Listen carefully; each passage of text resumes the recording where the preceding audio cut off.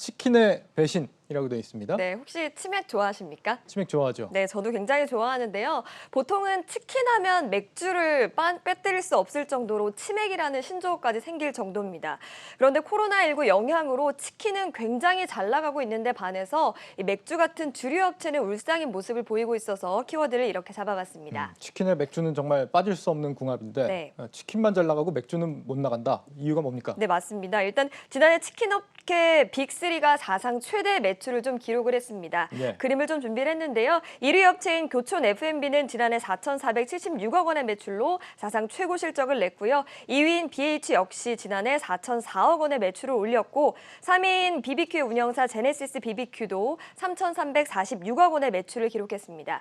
이 3사가 시장 점유율 60%를 차지하고 있는데 여기에 매출이 1조 원을 넘긴 것은 이번이 처음이라고 합니다. 코로나 영향이겠죠, 역시? 네, 맞습니다. 매장 매출은 조금 줄었지만 배달 수요가 급증하면서 치킨 매출이 좀 늘었던 것으로 좀 풀이가 되는데요. 예. 실제로 교촌 치킨의 경우에는 지난해 전체 가맹점의 배달 매출이 전년보다 21% 증가했다고 알려집니다. 여기에 국내 치킨 시장이 주요 업체 위주로 재편되고 있는 결과라는 분석도 있는데 아까 말씀드렸던 빅3 업체가 상위 10개 업체 가운데 차지하는 시장 점유율이 2014년 60%에서 2018년 65%로 커졌습니다.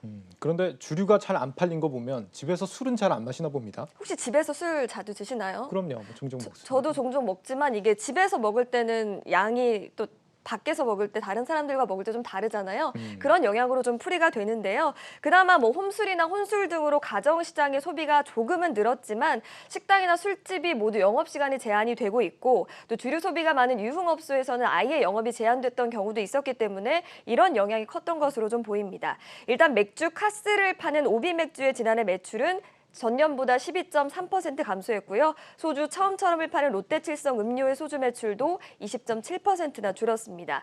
또 우리나라 고유 국내 위스키 업체인 골든블루는 물론 윈저와 조니워커를 수입해서 판매하는 디아지오 코리아의 매출까지 모두 좀 급락했다라고 전해지고 있습니다. 주종을 가리지 않고 전부 매출이 줄었나 보네요. 네. 그런데 이 와중에도 잘 나가는 주류가 있었다면서요? 네, 맞습니다. 이 와중에도 맥주 테라와 또 소주 진로이즈백을 내놓은 하이트 진로만 잘 나갔는데 혹시 태진아 잘 아시겠죠?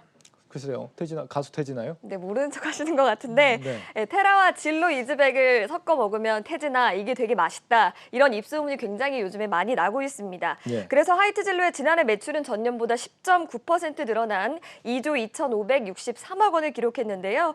이 술집 등 유흥업소의 어떤 영업이 제한된 상황에서도 이렇게 사람들이 태진아를 찾는 거 보니까 얼마나 많이 인기가 있었는지를 좀 실감할 수 있었던 것 같습니다.